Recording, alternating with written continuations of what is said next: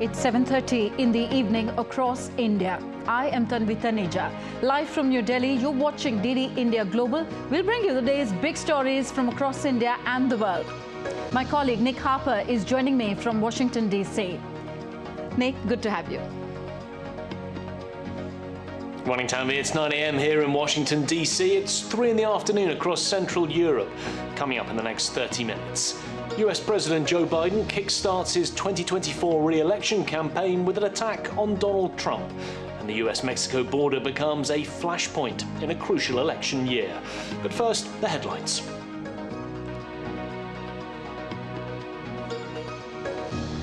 More than 70 killed and scores injured in two terrorist attacks at a ceremony near Iranian Guard Commander Qasem Soleimani's tomb in the southeastern city of Kerman. Egypt's President Abdel Fattah el-Sisi tells US Congress delegation that the current priority is to secure a ceasefire in Gaza, stresses on the need for responsible action in order to avoid widening the Gaza conflict in the region. Donald Trump asks the Maine Superior Court to reverse a decision disqualifying him from the state's Republican presidential primary ballot next year.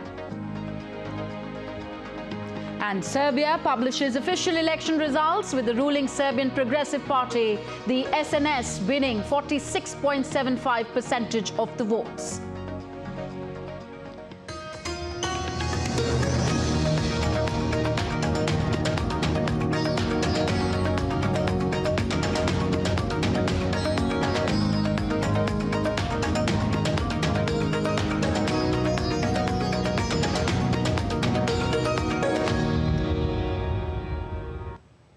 First news from West Asia.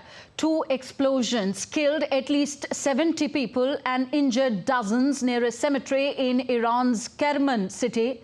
The incident occurred during a ceremony commemorating the 2020 death of Qasem Soleimani, Iran's top commander, in a US drone attack. Iranian state media reported that the blasts occurred during the gathering at the Sahib al-Zaman Mosque. Red Crescent rescuers tended to the wounded in the aftermath of these explosions, which occurred amidst a solemn ceremony observance. Now, Egypt's President Abdel Fattah el-Sisi told a US Congress delegation that the current priority is to secure a ceasefire in Gaza. Sisi stressed the importance of responsible action to avoid widening the conflict in the region. Egypt and Qatar have been mediating between Israel and Hamas, the terrorist group whose deadly rampage into Israeli towns on October 7th triggered the current conflict. Israeli forces have hit Hamas in Gaza Strip and told civilians to evacuate the camp in the north of the Palestinian enclave after the deputy head of Hamas was killed in Beirut, Lebanon. Senior Hamas official Saleh al-Arauri has been killed in the Israeli drone strike. Israel has not denied or confirmed the killing of Saleh al-Arauri during the drone strike. However, military spokesperson Rear Admiral Daniel Hagari said that soldiers were at a high state of readiness and were ready for any situation. The United Nations Security Council is likely to meet on Wednesday to discuss the situation in the Red Sea. France's ambassador to the UN said that there is a repetition of violations and military actions in the Red Sea area. It's very likely that the Council will meet on the issue soon. So we will confirm this, but I think the situation is bad. There is a repetition of violations and military actions in this area. And of course, we cannot leave it like that. We need to take action.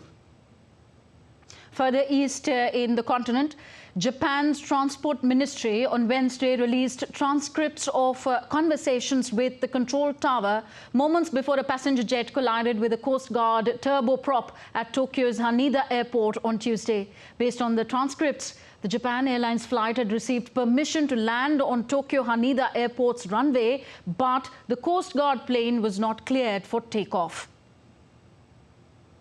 Meanwhile, Japan's transport authorities have launched a full-scale investigation into the cause of a collision of Japan Airlines passenger plane with a Coast Guard aircraft while landing at Tokyo's Haneda Airport on Tuesday. All 379 passengers and crew managed to evacuate the commercial plane before it was engulfed in flames. 5 of the 6 crew on the Coast Guard plane, however, died. It was Japan's second disaster in 2 days after a 7.6 magnitude earthquake hit the country's Ishikawa region on Monday. The death toll from this massive earthquake has risen to 64 on Wednesday. DD India's Chris Gilbert has more from Tokyo. Well, the Japan Transport Safety Board is heading the investigation into exactly what happened. They're being joined by experts from the UK and from France. They're looking into the runway safety systems and processes in place at Haneda Airport and why the Coast Guard plane was on the tarmac at the same time the Japan Airlines passenger plane was landing. Japan Airlines says it was a normal landing procedure and they had received permission to land. This does seem to be backed up. NHK is reporting in Japan by voice recording from the control tower that it had indeed received permission to land. Experts are saying that there should be a lot of evidence available to figure out what exactly went wrong, including the black box, which has been retrieved from the Coast Guard plane. There's the physical remains of the planes, of course, as well as radar data and witness reports. A lot of focus is going to be given to the instructions given to each plane. NHK is also reporting that the Coast Guard is saying that it was given permission for its plane to proceed onto the tarmac, while the control tower is saying that it was in fact given directions to stop short. It was heading to the earthquake-struck Ishikawa region of Japan to provide aid to people who are badly needing it. Chris Gilbert in Tokyo reporting for DD India. On to the USA now. President Joe Biden will observe the 3rd anniversary of the January 6th attacks on the US Capitol Hill with a political speech. Meanwhile, questions surrounding Donald Trump's eligibility, the Republican frontrunner for November's US presidential election, continues to grab eyeballs. My colleague Nick Harper is in Washington, D.C. He gives us more on this and other stories making headlines around the world. Nick, Trump appealing against his disqualification in Maine. That's right, Tanvi. The former US president has lodged an appeal against Maine Secretary of State Sheena Bellows' decision to exclude him from the ballot. The leading Republican candidate for the 2024 presidential election faces a similar removal from Colorado's ballot, both actions stemming from challenges invoking the insurrection clause detailed in the 14th Amendment of the US Constitution. Maine Secretary of State has previously defended her decision by saying she has a sacred obligation to uphold the law. Trump has asked a state court to overturn these exclusions, emphasising the legal debate surrounding his alleged role in the 2021 US Capitol riot.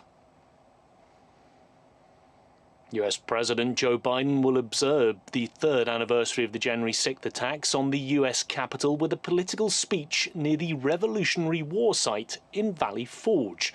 Biden will make his stopover in Pennsylvania for a campaign rally where he'll make the case that his top Republican rival, Donald Trump, poses an existential threat to democracy. The US will reopen several southern border crossings on Thursday that have been closed as a result of the record number of migrants entering the United States.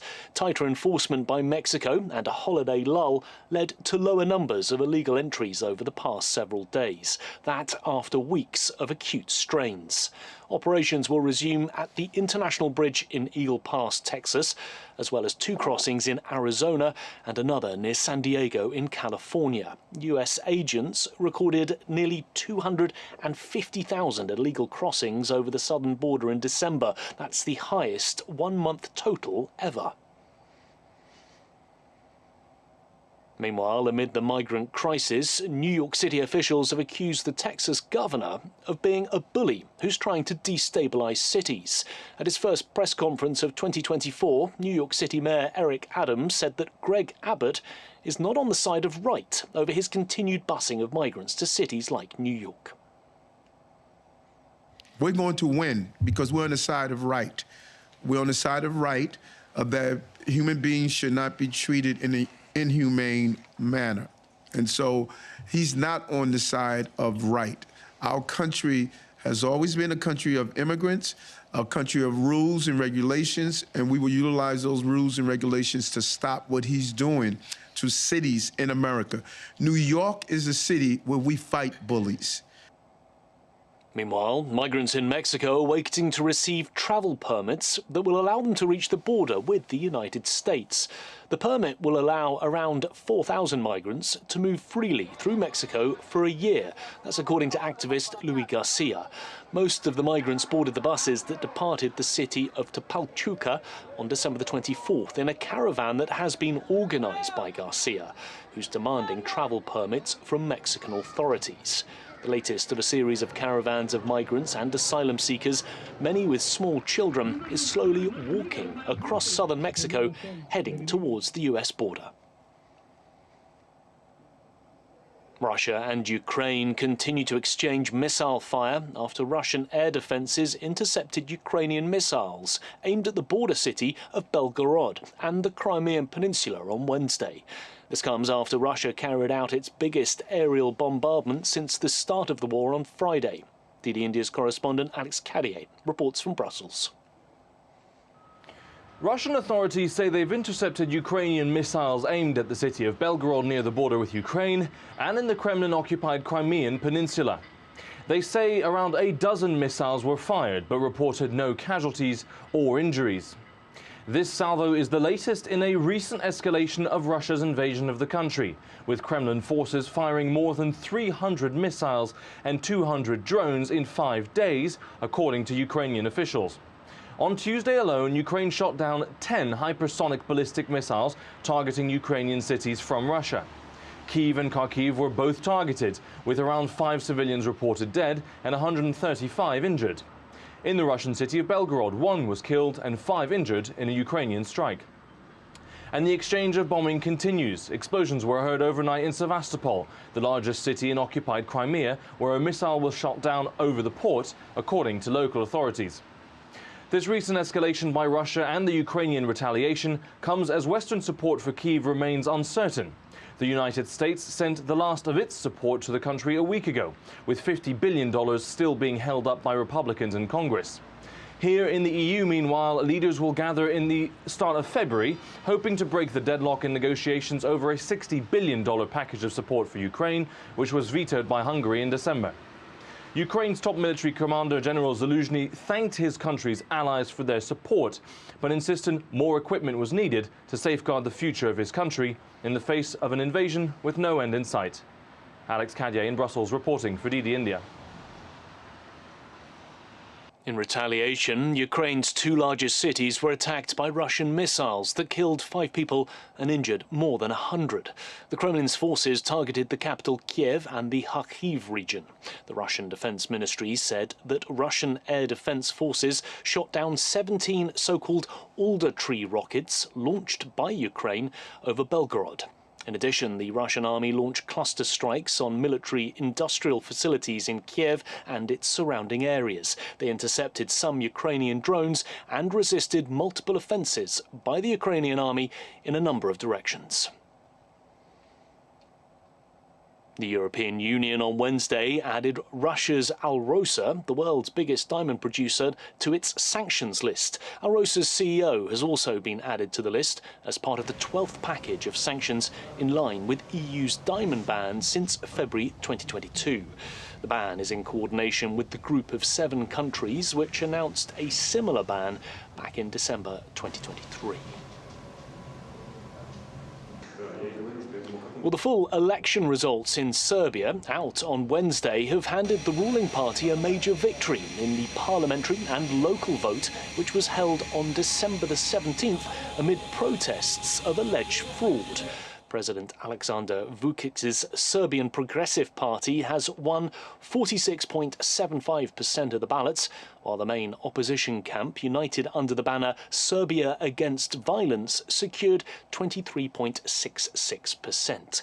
Opposition groups have contested the results, and the Serbian Progressive Party has demanded an international independent investigation from the European Union. To the UK now, where junior doctors are currently engaged in the longest strike in the history of the National Health Service. The 6-day strike commenced on Wednesday after the British Medical Association terminated negotiations with the government, which had proposed an 8 to 10% pay increase. The union is now seeking a 35% improvement to cover the impact of inflation over a number of years. DD India's Julia Chapman reports.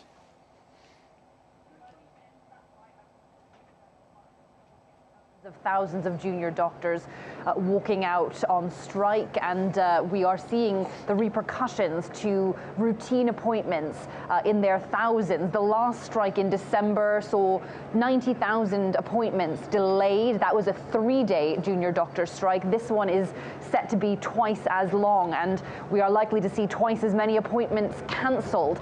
Over the course of the past year, there have been a number of different strikes from different parts of the healthcare service, including nurses, including healthcare consultants, the more senior doctors in the health service. And that has led to about 1.2 million appointments being delayed or cancelled over that period. So lots of challenges being faced by the NHS here.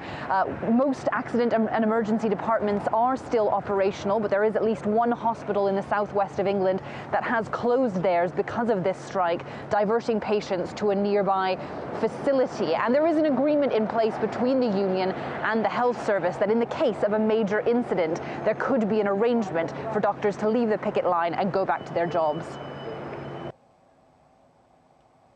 On to Sudan, where the World Food Programme has warned a looming hunger catastrophe as the humanitarian situation in the country continues to deteriorate. More than 20 million people are facing acute hunger in northern the African nation. UN Food Agency said it has forced to temporarily pause distributions in Al Jazeera after a warehouse with enough supplies for at least 1.5 million people for a month was robbed.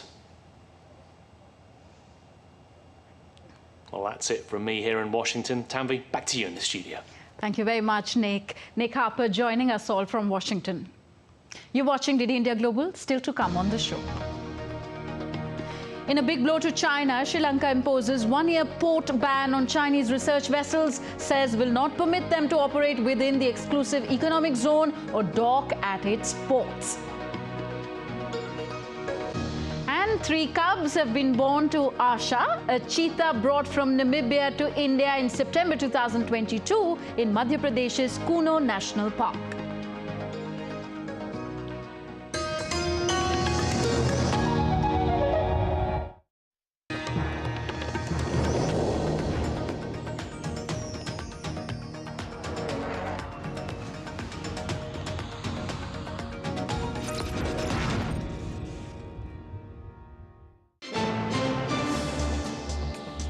Voice of a rising aspirational world. Stories of challenges, struggles and accomplishment. A world battling conflict, hunger and poverty. Embracing growth, development, science and technology.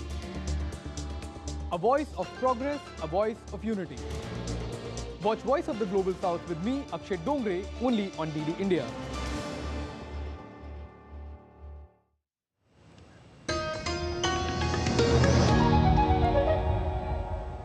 Welcome back. You're watching DD India Global. I am Tanvi Taneja. Back to Asia now. Former Prime Minister of Pakistan, Imran Khan, has been charged with contempt of the Electoral Commission on Wednesday. The development came days after Khan's nomination for the February 8 general elections was rejected by the Pakistan's poll body.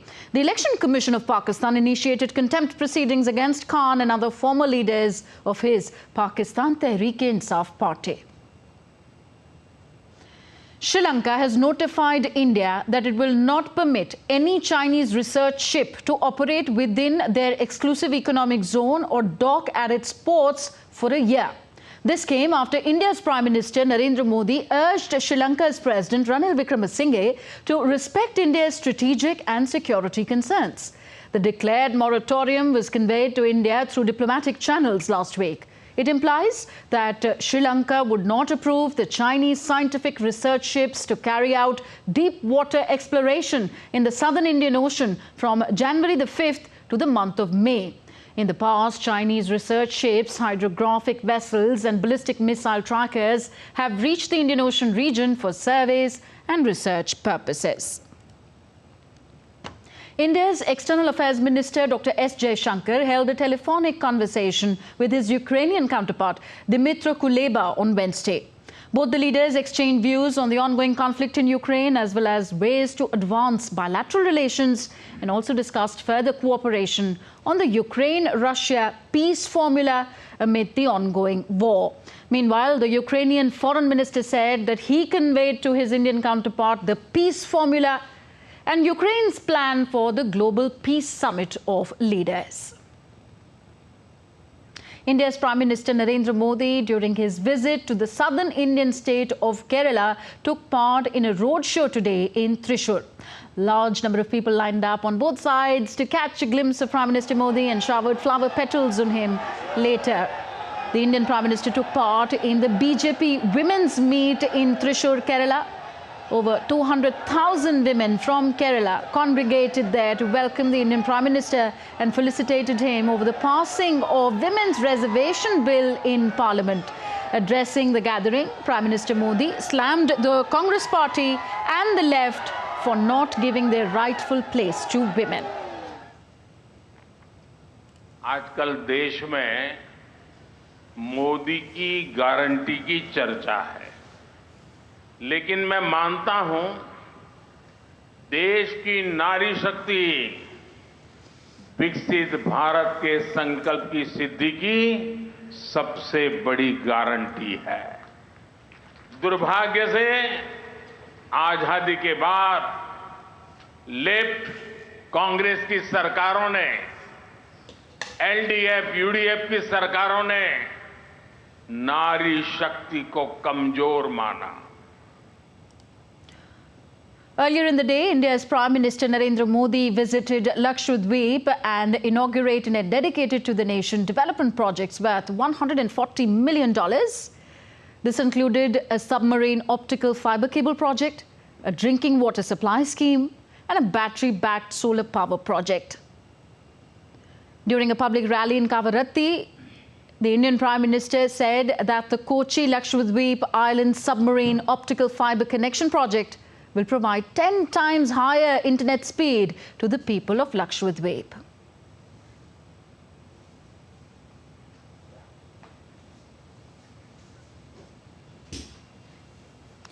Still with India, the mega startup Expo in Jammu and Kashmir's Kathua will be inaugurated by India's Vice President Jagdeep Dhankar on Thursday. The Expo promises a new era for the region. Dr. Jitendra Kumar of India's Biotechnology Industry Research Assistance Council, BIRAC, spoke to DD India's Tapas Bhattacharya. Joining me is the MD of BIRAC, Dr. Jitendra Kumar, to talk about the North India Expo, that is the mega expo that's going to take place in Kathua. Sir, Kathua is in a very precarious place. It's near an international border. It actually is the gateway to a lot of states, and probably is making waves in Jammu Kashmir. How do you see this particular expo shaping up? This is a very important expo because Kathua is a place which is, as you said, adjoined by many regions which already have biotech startups and other startups also, and they are expanding. And bigger companies also who are looking all across the country, if they are looking for space to set up their units, I think Kathua is the ideal place. Land may be cheaper there compared to other places. Other places are getting saturated. I know that many bigger companies have approached me saying that they want to expand, where they should go. And next time I'm going to say that Kathua is the place. We have seen North India hasn't really catch up the way South India probably has done. Do you believe that this particular biotech park and the way you guys have been moving, providing impetus to the startups, especially from BIRAC, providing grants, technology setup, that is expected to be a major game changer? Of course, I think BIRAC will play a very, very important role in creating the startup ecosystem in places like tier 2 cities and places which are either not known for biotech or any startup ecosystem.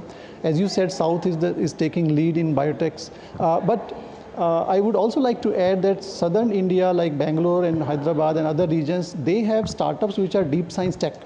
But we need some startups also which are utilizing the natural resource of that region.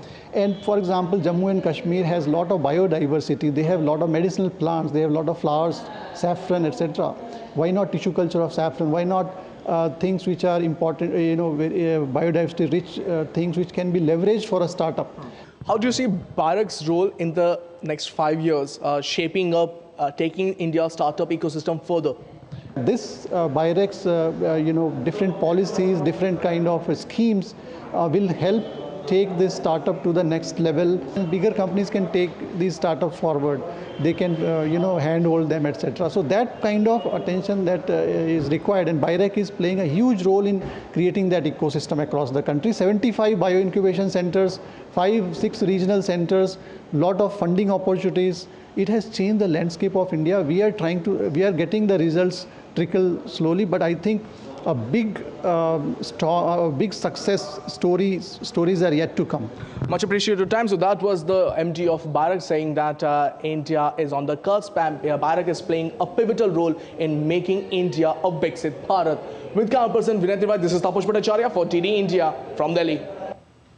India's domestic air passenger traffic hit a record high in 2023. As per aviation analytics from Network Thoughts, domestic air traffic in 2023 is estimated at an all-time high of 15.2 crore passengers, beating the previous record of 14.4 crore passengers in the year 2019. In a recent report on India's domestic aviation landscape in 2023, the month of December 2023 recorded the highest ever monthly traffic in the history of civil aviation in India.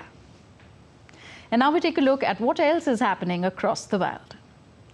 In new figures released on Wednesday, the number of unemployed people in Germany increased by 191,000 to 2.6 million in 2023 compared to last year. The Federal Employment Agency said that despite the economic lull, the labour market continues to be in a very good position.